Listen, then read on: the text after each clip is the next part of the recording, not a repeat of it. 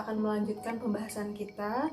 Jika tadi kita berbicara tentang fungsi dari lahan pekarangan, di mana lahan pekarangan itu jika dioptimalkan dapat berfungsi untuk sumber gizi keluarga, kemudian lumbung ternak, sumber pendapatan, pengendali iklim, kemudian rekreasi keluarga, dan juga apotek hidup.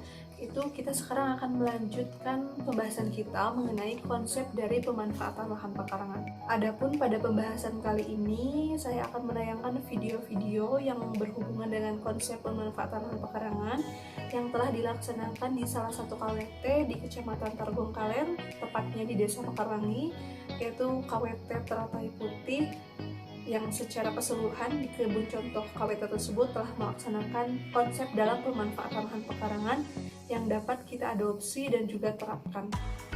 Konsep pemanfaatan lahan pekarangan dilakukan dengan pengoptimalan lahan sehingga pekarangan tersebut optimal, dan dalam pelaksanaannya pemanfaatan lahan pekarangan menggunakan modal yang minim, tetapi pelaksanaan tersebut dapat membuat pekarangan produktif.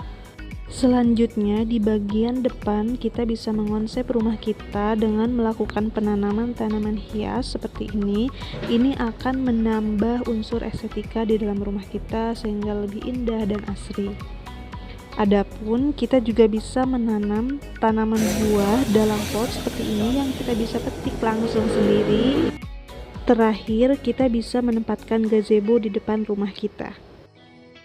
Adapun di bagian samping kita bisa mengonsep rumah kita dengan penempatan kolam ikan yang dimana ikannya tersebut kita dapat konsumsi langsung. Kemudian di pagar-pagar di rumah kita bisa menempatkan penanaman hidroponik seperti ini, kangkung dengan memanfaatkan botol bekas, dan juga penerapan sistem vertikultur seperti penanaman stroberi dan sebagainya. Terakhir adalah penanaman di dalam polybag dengan skala kecil berbagai tanaman sayuran. Terakhir, di bagian belakang kita bisa menempatkan ternak yang dimana daging ternak tersebut dapat kita konsumsi untuk memenuhi kebutuhan protein kita. Adapun di bagian belakang kita juga bisa melanjutkan penanaman di dalam polybag dengan skala besar berbagai sayuran seperti pakcoy ataupun bawang daun dan juga cabai.